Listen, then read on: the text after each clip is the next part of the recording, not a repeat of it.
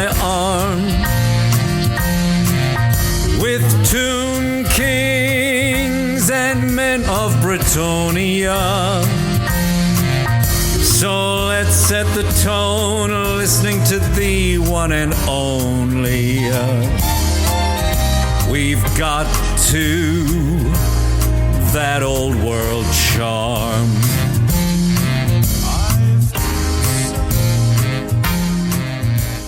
Hey, gentlemen, welcome to this episode 10 of Old World Charm. I secretly paused and deleted the previous recording and started it again because the intro was weird and these two gentlemen were being even weirder.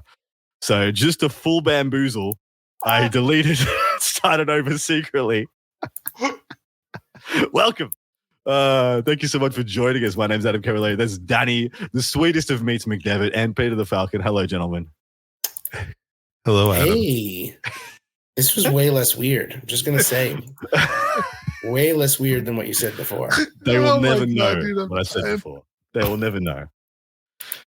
Is the by the tricks and the trade, it will remain secret. It's like our second episode.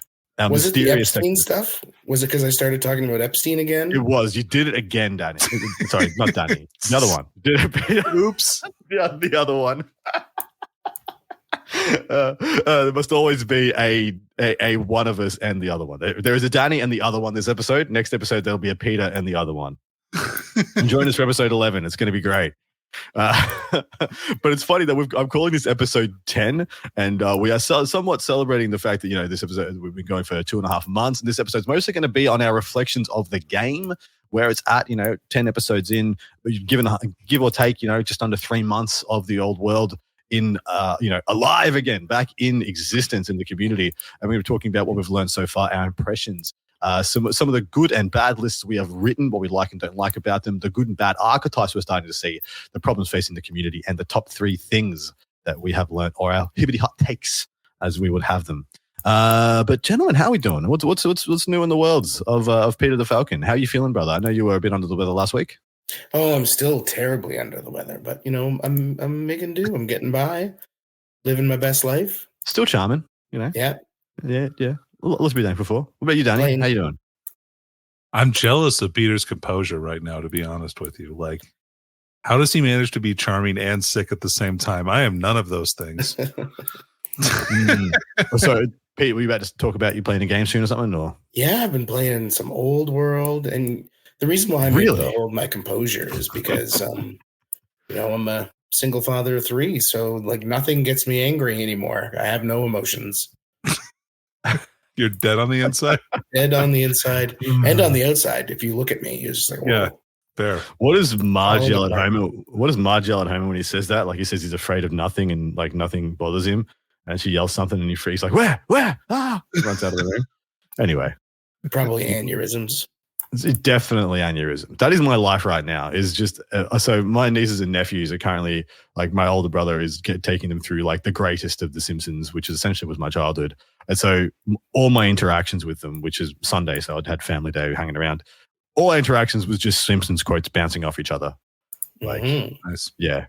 My nephew had a bruise on his leg, and I'm like, the mark. We just like played out 2 scenes of the Stonecutters episode. We're like, attach the Stone of Triumph, and we just like threw pebbles at him. It was great. Anyway, we got a thing to record. It's going to be, there's some stuff in it. We're probably going to say some words. I don't know. You might like it, you might not. You probably will. If you're listening to it this far, if you literally made it the 3 minutes and 50 seconds in, you're already committed, baby. You ain't going anywhere. Let's do it. This is a 2-part podcast. The first part is what you see is what you get. You will be hearing us talk about our thoughts on the game. But part 2 is a very special request by our patrons, and it's available to our patrons only over on the That Old World Charm over on Patreon. Please join us there. I almost reamed off another show, and I would have been absolutely crucified, and you would have been right to do so.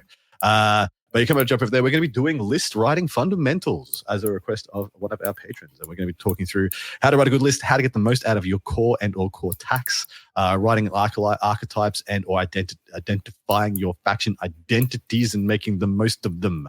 In addition to getting some crunchy stuff like how do you write a list for XYZ matter? How do you write a list for XYZ identity, etc. and mission pack, so on and so forth. Please join us over there. But gentlemen, Danny, Time for some hot takes. Time for us to say some nonsense that, if Falcon permitting, will not get us cancelled. Fingers crossed. Daddy. Look, I'm always ready to give some hot takes, Adam. Well, I started with you. Yeah. So we're 10 episodes in, which is crazy. I can't believe we've been doing this for 10 episodes. It feels like no time at all. So if the fabled second episode occurred, yeah, we are 10 episodes in. It did. Definitely did. It's important that we establish that lore early and often. Yeah, I'm really excited that I was telling these guys just the other day, right? That it's awesome to get to talk to them about Warhammer all the time. Because I love to talk about Warhammer. And since these guys are spread across various areas of the globe, almost one of them is online at any one given time. So it's pretty good. We do have the right spread. I don't know. I'm loving recording that. I'm loving playing the game. The movement phase still feels like a beautiful game to me, which I really like. So one of my favorite parts about Warhammer Fantasy. Except for the debate on how does wheeling actually occur.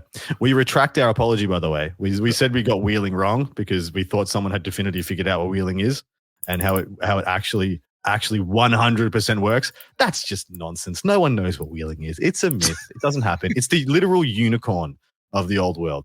Everyone just does it, but no one knows how it truly works. It's ethereal. It's just floating in the ether. So we retract any statements of wrongdoing.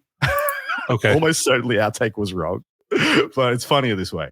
Peter, give us your takes on how you're feeling about the game at the moment. How do I feel about the game? I like it. I like I don't know, 90% of it. There are things I don't like, but they're little things. I don't like magic still. I think that it's better than I originally thought it was, but I still don't love it. I don't like some of the charge scenarios you can get yourself into because they don't feel good. Yeah. But I love the movement phase. I love the back and forth in it. I love trying to plan out how combats are going to go so I can set up all my other units to take advantage of the follow-up turns. Yep. I love the chaos of the game sometimes where, just awful things happen and they cascade into worse things. Yeah, no kidding. I love all of it. It's just great. So yeah, that is one of my hot takes is realizing that this, more than any version of a rank and flank game I've played, has the propensity to go from, oh, that is bad, to wow, the game is over. Quicker than most. And that is, I just think the newness. I've seen, I think, 2 games just ended off a single panic test. Just a cascade of absolute failure of someone's dice wrist. Mm-hmm. They're just I'm just pathetic wrist. Disgusting. So Peter and I tried to play a game just a couple of days ago, and yep. I had a unit of hobgoblins. I was playing Chaos Stars. I had a unit of hobgoblins flee through my Infernal Guard with my my Sorcerer Prophet and my Battle Standard Bearer. And they had the banner of the Overseer, so they weren't levies anymore. So I still had to take a panic test. Oh no! That's a rerollable 9, right? Or 10, right? 10. That's no big deal. I got that, no problem. So I rolled an 11. All right, that sucks. Yeah. Reroll. Nope, I got an 11 too. And so they fled back through the hobgoblins and off the table. Yep. That is a straight up DJ Khaled you played yourself. Not just that. You made them not levies and bada bing, bada boom, backfire. Hilarious. Because of that, everything in that corner ran off the board in the following turn. Yep. Well, I was going to say, that was still leadership 10 and that happened. I was going to say, because I believe for the most part, leadership's lower. Generally, leadership is lower most times. I think elves still, right. Elves and dwarves are still 10, which is 10s, half of the armies when you think about it, but it feels worse. So, yeah. So definitely, I think there's a propensity here. Is one of my hot takes from. I think there's a lot more. I think we all got very lazy, especially in 8th edition. Panic test, fear test, I'm not going to sully my hands with such a leadership 10 rerollable nonsense. Sure. And we just didn't care, didn't bother because they never came up. Except for, like, you always heard that one mythological time it happened, you know, on the other side of the world or whatever. But for the most part, it just wasn't a thing. And so now it being a thing is a big change, huge change, that you have to respect all these things. You really have to distance out a lot of stuff. I constantly am asking, and this is hilarious because every single time I've played an opponent, I've asked them, and do you have a way to just cause a panic? Can you just, like, do you have a spell to cause a panic? Do you use, like, oh, I hit you with this bow of bullshit, panic caused? They should be definitely a bow of bullshit. For wood elves. What is it called? Is it Kernos bow? No, it's just wailing arrow. It's a one use. Cool. It's now henceforth known as the bow of bullshit. Feel free to bleep if you need to. There, Tech Priest Dickie. Sorry, Skink Priest Dickie. And yeah, we just need to play tighter. And I think that's absolutely cool, absolutely good. Because 10th edition was very cavalier as far as rank and flank games go. I'm leadership 10, fearless, stubborn, got more ranks than God, and I don't give a shit what you do. And now we are into much more of a medium-sized unit, MSU style game, and we need to be more respectful of the mechanics now because they actually exist. Danny, one thing that you are absolutely freaking loving. One thing that I'm loving is having hammer units with big unit strength values. Give me an example. Like, okay, I've been taking a unit of 20 witch elves with the Death Hag, and so usually by the time I get to the enemy, I've lost, like, you know, a few, like 3 or like maybe like 2 or 3, right? So I'm like, I've got like 18 of them, and then they just dice the enemy down so that they're below, so that I'm like more than double what they are. Yep. And so instead of just like falling back in good order, they're actually breaking, and then having other littler units around that have like charged them, like harpies and stuff like that can actually run them down pretty easily. Yeah, that's been good. Love it. That's cool. And so that's just predicated on the fact that, like, witch elves are actually not good in a grind. Legitimately, like, they really do not. Like, what are they? They got a ward save still? No, yeah, they don't. No. Grinding is the worst thing imaginable. You got to go in and kill the front rank every time, otherwise you will get annihilated. Right? It's literally clan rats, just rabid off their guts. Pete, what's one thing you're loving?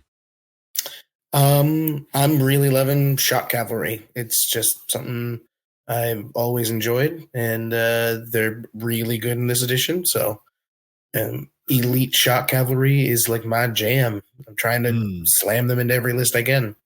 So what do you mean by that? Give us some unit examples. Do you mean like the uber cavalry, like the chosen knights, the blood guard, or do you the blood knights, or do you mean like the medium level stuff as well, like, you know, Bretonian lancers and whatnot? But Bretonian lances are garbage. Get out of here. Oh yeah, you are. Awful. The hot takes. We're getting the hot takes now. Let's go. Unless they're on Pegasus, get out of here.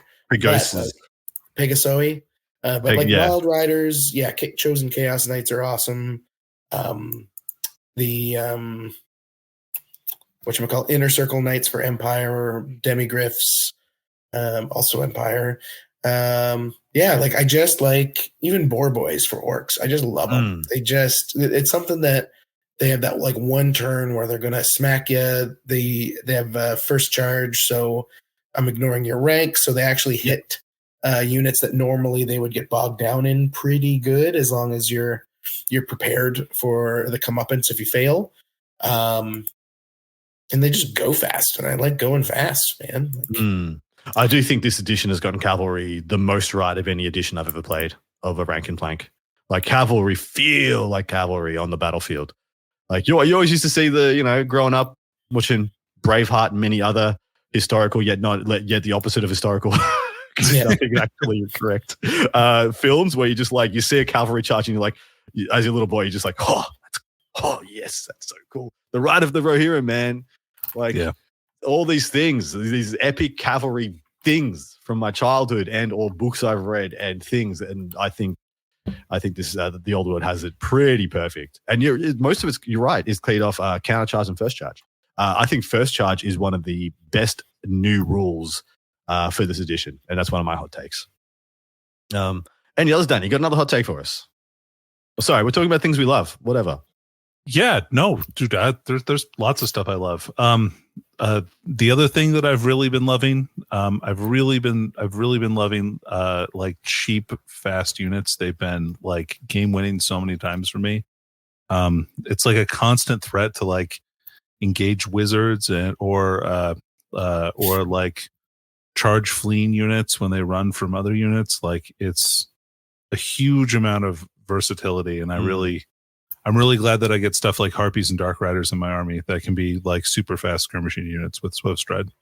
Sick. Petey, one more. Basic bitch monsters. I love that they're viable now. Like they're not like a guaranteed, I'm giving my opponent 200 points by putting this on the board.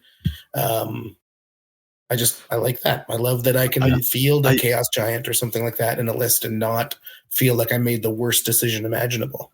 Okay. Like a Manga Squig, right? Oh no, that's terrible. Peter, are you on Team Giant? Because this week, after like doing some reading again and like really thinking about stuff, I'm like, I really like Giants.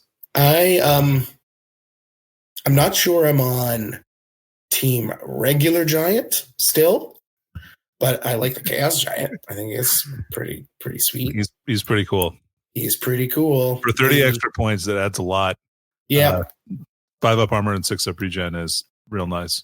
That's a lot. Yeah. And, like there might be more stuff coming that is giantish that will make things even better. Like, but I'm not even opposed if you run a regular giant. There's only a couple of armies that really are just going to shoot it out of the sky or shoot it down, and that's something you're shooting when you're not shooting the rest of my army. So I'm not technically opposed to it anyway. I just like monsters in general right now. Yeah. As long as there's not a character on top of them, those I don't like as much. Yeah. It really feels like, we'll go into the stuff we're hating in a moment, but one of the thing I think I'm loving the most is list construction. So many of the other games that I play, list construction has fallen absolutely out the ass. The joy of sitting there and you're watching a 2-hour movie and working on a list, trying to get the next just to get it to fit right, just so it feels right, or squeeze 5% more out of this character or this unit, or putting. So most recent thing I've been doing is slapping obsidian lodestones on any unit I actually care about. Because I found that there are just too many spells in the game to shut down units, and I am playing ogre, so usually my armies have like 2 to 3 relevant combat units, and then if one of them is just taken out of the game due to a crystal column or the miasma or the whatever, you're like, wow, okay, that's just bad. And so just sitting there for like half an hour, just getting that version together and seeing what I've lost to get those in there, what it's cost me, what it's gaining me, etc., that is just so much joy to my life. I can't explain it to you. Like the list writing in 8th edition and in the little bit of WAP that I played was such a joy, and I missed it so much from all the other games that I play. It's been like so stripped back and so maligned. It's really sad. But man, oh man, I'm wasting so much of my life trying to get another unit in my army or the right amount of chaff. Or it's so good. I love it. Anyway, Danny, something you were hating or disliking. I think I am not liking very much the 6th illusion spell, Mystifying Miasma. I think it's probably too much, especially when if you especially when you can lock somebody down, and wizards are not fast to kind of be able to respond to that. So I just think it's not fair for a 200-point unit to just completely take out a way more expensive unit for the entire game for no real cost. Yeah, I totally agree. I think it should be. So if you were to change it, what would you change it to? Or would you delete it because you're a man with no chill? I'd probably do something like give them a 1d6 to charge or something like that instead of 2d6, or make it so that it's a prohibited charge penalty, but still let them do it. I think that it's unreasonable for them to be stuck 2 inches away from the enemy the whole game and not able to do anything about it. Yeah, that's fair. I 100% echo that. I would like to see it just like a negative to move and you can't march and negative to charge. That would be totally acceptable. You can't charge. Whoa.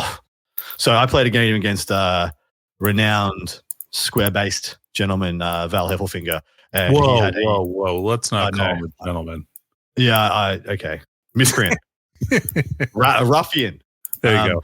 And he just literally kept that spell on my unit of 5 freaking Mournfang for 3 turns of the game until he got a Wyvern war boss into their flank, which I couldn't do anything about because they couldn't march to face him. And it was like, okay, I give you a rear or I give you a flank. And I'm like, if I give you a flank, I might, and I stick, I'm going to countercharge you. It was real bad. It was real freaking bad. And what was really bad was that was the game. That cost me the game pretty much. But anyway, Peter, something you hate or something you dislike? I just don't like how kind of the opposite of this. I don't like how unkillable some of the big monsters are right now when it comes to putting a character on them. I feel like also fair. There's not a lot of answers to them. And we're seeing that in the minimal, RTT and those single GT results we're getting, where most of the better lists are running at least one big dude on either a dragon or a wyvern as their like linchpin unit. It's not fun, particularly in my opinion, for people of like a middling or lower say like competitive streak in their bones. Because like as someone who's played a lot of fantasy in different editions, yes, I can think of a whole bunch of different ways to deal with a scary, unkillable dragon. It doesn't mean it's always going to work for me, but at least it's a challenge. I know a lot of people that have no answer, and it's just going to be deflating when they get hit by something like that, right? Yeah. And there's just not enough answers, not enough things to keep them off. There's a couple of weapons in the game, and there's Miasmic Mirage, which, like you guys have just noted, doesn't feel good to be on the receiving end of. But it's like one of the few solutions to that problem. True. Yes, you're absolutely correct. It totally is. My take on that is that if I had to say that, 8th edition 40K. So, the forbidden word. 8th edition fantasy was identified by its Death Stars. That's what this edition's version is right now. Right now, the Death Star is the Uber character on Flying Gribbly and or Stonehorn. It's just I am an unkillable stat check that you cannot negotiate. Good news is it costs you, in the region of a quarter of your army, so that is the only upside. If these things with, how much is a Wyvern boss? A Wyvern boss is sub 500, yeah? Yeah, they're like 350. Yeah, they're quite cheap, but the Wyvern is nowhere near as potent as the Dragon, but that's exactly correct.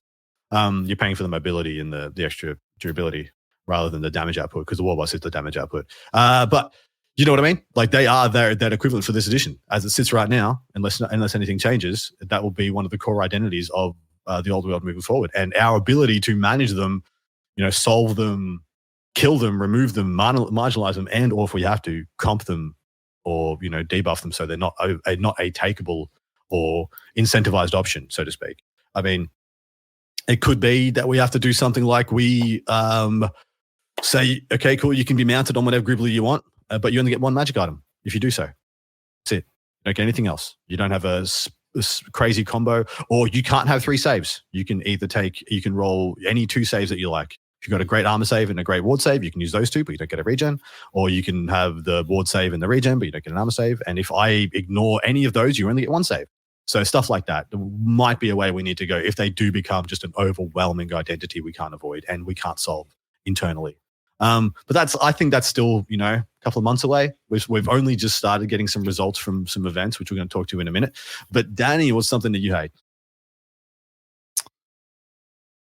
One of the other things that I don't like, I am having a hard time fitting like offensive infantry into my list, but I'm still working that out. Like I've been fielding the witch elves and those have been successful for me, but I've only got like the one unit. Like if I wanted to take an offensive like infantry list. I just don't think I can like swing with the like the super cavalry units and stuff like that in the game. So I feel like I'd be at like a huge disadvantage. So because of that, like some armies feel really boring to me. Like I don't think I could play dwarves right now because of that. Yeah, fair. Anything to speak to that, Pete? No, I think he's dead on, at least in that regard. Dwarves is an army that I've been like looking at a lot. Me too.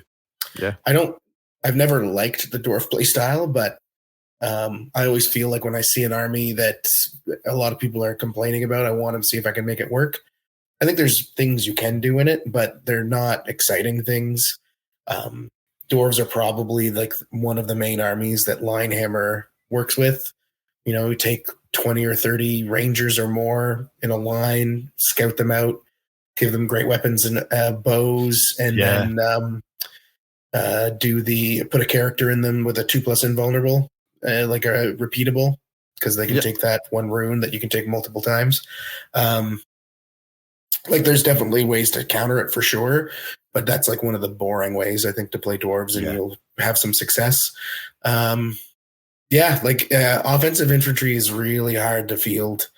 Even like with wood elves, which is something I've been trying to play just to get used to a different style over my lizardmen that's not totally different. I've started trying to put in, like 5 and 10 man units of war dancers, and they're cool. But I feel like they're lackluster compared to just taking more bows or, taking more wild riders or something like that instead. Yeah. So. The thing that I'm hating the most is the pointlessness of the non-level 4 magic user. Level 3, a little less so, but level 1, level 2 just seems pointless to me, and it bothers me. It bothers me that because of infinite dispels, and infinite dispels a thing. Yeah, I'm not crazy. Yeah, you're right. Yeah. I feel like I would like wizards to have as many dispels as they've got wizard levels again. So that if I'm playing a level 2 and a level 4, there is a point for me having the level 2. And right now, if I was to take 3 level 2s and you take a level 4, that one level 4 nullifies every single level 2 in range, and it's not even close. And that feels bad. Like the Light Council-esque things we used to see, those are more than pointless if you can't stay outside the spell range. And in fact, I think I just level 2 right now is prohibitively bad. And I think if I wasn't going to take a level 4, I'm not taking a magic user. And that feels bad too. So I would really like a 0.2 level 2s and non-level 4 wizards. I can see a reason for a level 3, and I'm pretty much exclusively talking about the special character Prophetess, because she's legitimately good. She's a legitimately good level 3 because she brings a bunch of other unique jank and awesomeness. Yeah. But apart from that, like level 4s just seem so much better than any other caster. Like so much better. It's a little bit too much. What do you guys think? I mean, I can't really disagree with any of that, Adam. I've like the increase in dispel range alone is big enough.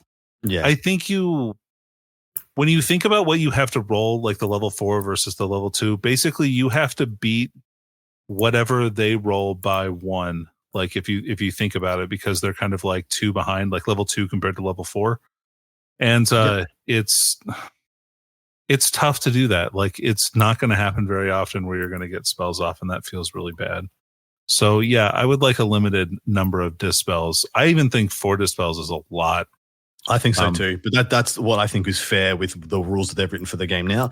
You get 4 casts, you get 4 dispels. So, but yeah, even then it feels like a lot. Like you could take you'd have to take 3 level 2s at that level to overpower a level 4. Like waste them, and they'd have to be successful too. Yeah, exactly right. That cast, you have to take 6 spells that cast. Your 5th spell maybe gets past level 4 if they've all successfully cast. Like it's a bit rough, man. Pete, have you found that as well? Yeah, I feel like your level 2s, if you're taking them as attacks for some other reason. And then they might have some kind of success if you're being really janky about your movement and you're keeping them off to the side. But even then, most spells that are like that you're going to be casting are cast on an 8 or a 9, so you've got a 50-50 shot of casting it with a level 2 regardless. Yeah. Even if you are outside of a level 4's dispel range. So for me, like a level 1 or a 2, if you're taking that, it's because you really have like an amazing arcane item you want to drop. That's like a single use that you don't have the space for on your main level 4. Or you're doing something for you're doing some jank like Zinch, where you're going to be effectively a level 4 anyway, or vampire counts, same idea. Or you're Lizardman and you're trying to do like that double Engine of the Gods scenario, and you also want an arcane vassal regardless for your slan. Like those are reasons to take a level 1 or a 2. But anybody that's just taking, I think, like having played enough now, I don't think you can be viable right now without taking at least a level 3, if not a level 4, because of the way the game is swinging. I don't think it's going to work out for you very well. And then armies that can take 2 level 4s for like decently cheap, like orcs and goblins, they feel like even harder to deal with because of that, because now they've got 2 easy ways to stay out of dispel range with at least one guy. So correct. Yeah, that's fair. Feels bad, man. All right. If you had to pick the best current archetype, the best like a list identity, MSU, MMU, Horde, or any of those in between and or additional, what would you say is the one that you would be? This is the way to go. I don't know, man. Like I'm running a lot of MSU. Like that's kind of what I've been doing. It's been working for me. MSU with like a big caster or a big monster, and that seems to be what I'm seeing is getting results most places, at least for like the little bit of stuff we have. That said, there are a few Horde lists. Tomb Kings have been doing really well with Hordes, and Night Goblin Hordes are both like extremely good right now. So it might be that MSU just isn't the way to go because those 2 armies counter it so well. Fair. What about yourself, Danny? Any insights? I suppose I should have changed this question to be like, what archetypes do we know are doing well, rather than which one's the best? Because I think 100% it's too early to say. Yeah, I think armies that focus on points denial are going to be the best armies in the game. Yeah. So, like, if you can, like, orcs and goblins are good because they have, not only can you store points efficiently, like way back deep in your lines where it's unlikely that they're going to get points out of them, but like the stuff that they throw forward is cheap and efficient. So like it either gets you into the right place for very cheaply, it holds you up. Like with Snotlings are unbelievably good. And like can just hold you up for turns while you try and hack through all their wounds. And then while they blast you with magic or keep the units that they don't want to be fighting away from their army, and then they're fighting you with the units that they can. So like or you're getting hit in the face with fanatics. So yeah, I think that's why that army's good. Or like Double Dragon, for instance, with High Elves is really good because it stores 1,000 points into huge dragons. Yeah, I do like the concept you just brought up there, storing points, like how to bank points. And that's not, banking points out of your opponent's army. That's banking points in your own army, points that the opposition is unlikely to get or very hard for them to achieve. Right. That might be something we talk to on part 2. So, all right. Biggest issues facing the community moving forward, Peter? Stop being dicks. Yeah, you summed it up. All right, moving on. Did something else happen? No, it's just like I love our community. And like I've said in a lot of places, like I got into Warhammer Fantasy because of the community that I ended up joining here and how awesome they were and how like familial it was. But man, the online version of the community, just like I've never seen. Well, that's not true. This seems to just be a thing with certain communities. And I think 40K was like this for a while, and they kind of got it beaten out of them. But like there is so much there's so much just like weird anger over anything that's not the way somebody sees it, right? Like it's a very grognard way of looking at things. The weird rules arguments we still see where people quote the rules text and they're just like, nope, that's not how I see it, so I'm doing it my way. It's all very confrontational. There's not a lot of like open discussion. There's been definitely a lot of things I've seen people post where I've questioned responding. Not in our group, but like in other Discords and stuff. So I'll see a question. I'll be like, well, I know the answer to that. I don't know if I want to answer it because I feel like they're just going to be really mad at me. Because of like the way they ask the question. Just the way they ask the question and the way people have been. And it affects people that I know that I think are good people too. Like the amount of questions I see where people are like, well, based on this reading of this, I feel like you should be able to just live forever. And my tree man is invincible as long as I stand him in this way. And I just have to be like, okay, well, like, I guess I see what you're saying, but that's real bad and I don't like it. And I doubt that was intended. And I know that there's always that argument, but what do you mean? What do they intend? But shut up. Because I promise you, because of the little insight I have into how they FAQ things, like there is a point where you will ask a question, be like, well, technically the way you wrote it is this. They will never FAQ that thing because their response is going to be when you write them that question, they'll be like, you're an idiot. Unfortunately. So yeah. Anyway, that's my little rant. Oh, I totally agree. And I think everyone needs to just take a step back from asserting that they are correct in all ways, in all things, and just start posing things as questions. Hey guys, I read it like this. What do you guys think? Or stop going out looking for fights. I see so many people just asking things defensively, like asking questions defensively, as in like, I am going to arc up if you do not agree with me. I am going to give you hell and I'm going to possibly personally attack you if you do not agree with 100% of my whatever the take of all time I just produced. And I just think we all need to chill. Everyone just calm down. There's like, I think you just take right and wrong off the table for now. I just think you accept mistakes happen and just be willing to learn from them and everything's going to be okay. Yeah. But yeah, I do agree with Peter. I'm seeing a lot more than I would like of that kind of stuff. Danny, issues facing the community moving forward. What do I think are going to be issues facing the community? What's one you can think of? Yeah.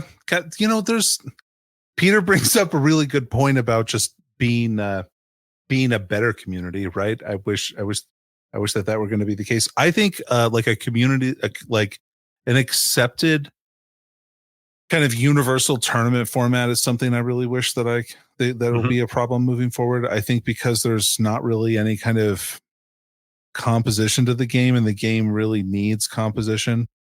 I still feel that way even after playing games. Like I can't imagine trying to play against like 10 individual dragon ogres or some shit. Like that sounds horrible.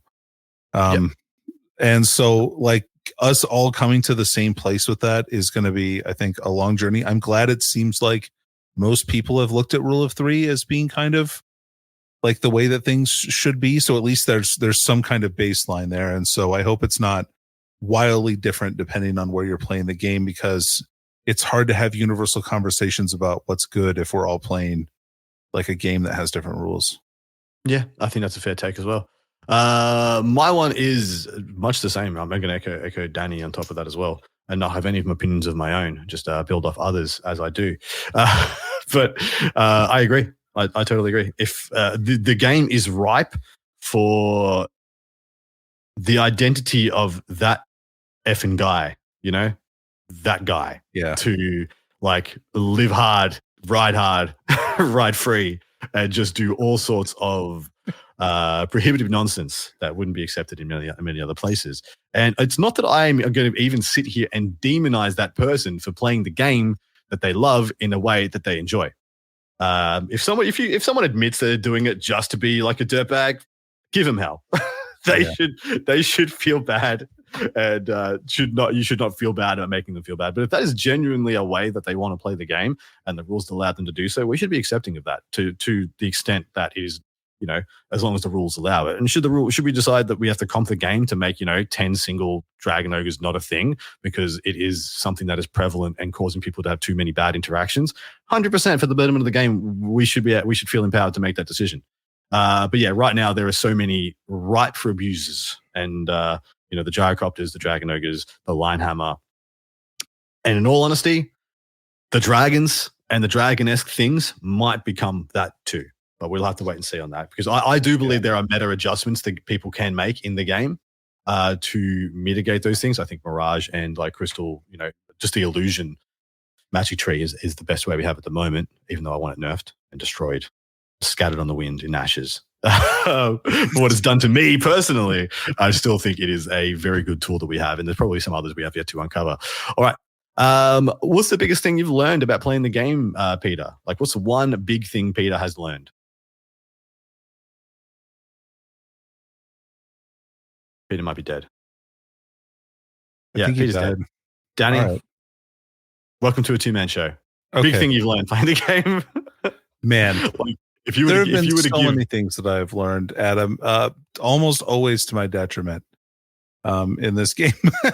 Yeah.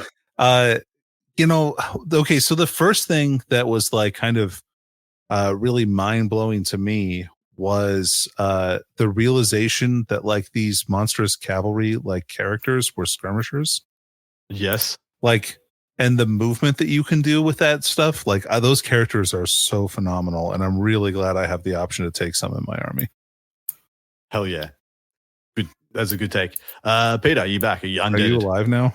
I just happened to be on mute, which is a great way to have a conversation. Damn fine way. Professional outfit. Yeah. As someone who's been on a lot of podcasts, it's not the first or the last time I'll do that. So what have I learned? Nothing. I knew everything coming into this that I needed to know. I'm essentially perfect. I've learned that in retrospect, I should read the entire rule and not the first and last line of every one. That has been very helpful to me. I have learned that like my style of play has definitely switched to even more MSU than it was in previous editions, and that MSU works, which is always great. I've moved away from ranks almost exclusively with every army I play. Not to say that they don't work for some armies, but none of the ones that I have seem to want to use them. So that's been a learning experience. And yeah. Fair. Good stuff. Do you like that move away from ranks, Peter, or does that bug you? It depends on the army. It bugs me for Lizardmen, as I do miss like running ranks of Saurus and stuff in 8th edition sucked because of Purple Sun, but you had ways to not have that happen to you. Yep. So it was okay to field those units. Mm-hmm. I find in this version of the game, I don't want to, and that sucks. I really want to run like 20 Temple Guard, but even when I run 14 or 16, I feel like I'm handcuffing myself, even if they accomplish stuff, because it's like a huge point sink for like a slow moving initiative 1 unit. When I look at other armies, like Wood Elves that I've been playing a lot of now, I don't miss it as much. Warriors of Chaos, it sucked as a realization for running actual warriors. Yeah. Marauders, I still think work fine in at least a 20-man. But yeah, it's been a lot. I do miss running the hordes, but I don't want to run the armies that make hordes work. Is the thing. What a contrarian you are. Well, like right. I do like night goblins, but I don't know. Maybe I'll. Do you like night goblins or do you like fanatics? I like both. I do like netters and being a jerk. Netters are sick. Netters are sick. Yeah, that's true. Man, they really slapped so much. Like it really feels like men at arms and night goblins exist in a tier of their own when it comes to like ranked nonsense infantry. Like they just have so many keywords and or jank abilities that just make them feel like so much more than the sum of just ranked idiots that so many other factions have access to. Yeah. Yeah, it's really impressive. Those two are the only two there's probably more. There's probably others, but those two are the two I can think of that really stand like head and shoulders above the rest. Are the exiled not like men at arms even better? The yeoman men at arms or whatever they are they even better? The yeoman guard are the ones that have like a million special rules. They also are like their weapon skill 3 and they're veterans. Yes. So fantastic. They're awesome. Yeah. I mean, state troops just like blanch, like jealous at men at arms. Hey, veteran halberdiers are pretty good. Yeah, they're fine. Veterans are pretty solid because I mean the veteran special rule is just good regardless. Yeah, exactly right. All right, gentlemen. On that note, we're actually gonna sign this one off. We're probably gonna close with one closing piece of advice each for people who are possibly just getting started in the old world. People are going to be starting this great game, non-stop for probably the next 12 months. We're going to have rolling people just coming into the game. So what is one piece of parting advice you would give somebody, starting their first army or, their first game? My advice to somebody who is just starting would be to pick the models that you like the best for the army and like literally just build and paint the units you want. There's probably not a bad choice if you're good, if you practice with that unit enough. But like also do a little bit of research to see what is good so that you don't spend a lot of time on making like all bad choices, but it's okay to make some bad choices. That's what I'm telling you. I do agree with that. At this early stage of the game and even later, man, like even when we get to like a semi-competitive meta, if that ends up being a thing that people, want and are engaged in, like 8th edition was, like WAP was, if you take 2/3 good stuff, you can still have like, 600 points of your identity, your flavor, and the things that give you joy, spark joy for you in that army. So enough of it to make it yours, which I think is really integral to rank and flank games more than any other game that I've played. Peter, parting piece of advice. I mean, that's it, man. It's like, what drives you to play the game? Is it because your friends are playing the game? Is it because you're like a very competitive person? And use that to kind of drive your choices. If it's because your friends are playing or it's because you think the models look cool, like all of the armies are cool. And if you wanted to, if you're listening to this right now and you're like, man, I really wish I understood how cool these guys were, like send me a message and I will tell you how cool your army is, like ad nauseum, because I love the lore of this game too. I've pulled a lot of people into Warhammer Fantasy by telling them stories about like Grimgor Ironhide or Gorok or just, Golgugs, Man-Eaters and shit, because I just love all of it. The CEO of Arrowhead Studios today on Twitter, who they made Helldivers 2, which is like the best new game ever since Baldur's Gate 3, which I guess is a very short timeline, but still wicked game. He was asking like what army should he play in Warhammer Fantasy the Old World, because their whole studio is playing it right now. And I was just like, man, that's so cool that these just like super cool dudes probably in Sweden or something are living their best lives playing Old World. And that's how popular the game is getting already. Like drives me, I just love it. That's awesome. But just like pick the thing that looks the coolest to you, read a little bit about it, and then start painting models, man. Just do it. We couldn't have said it better, gentlemen. And on that note, we're out of here. Come and join us over on part 2 at that Old World Charm on Patreon. And jump in our Discord, talk some crap with us.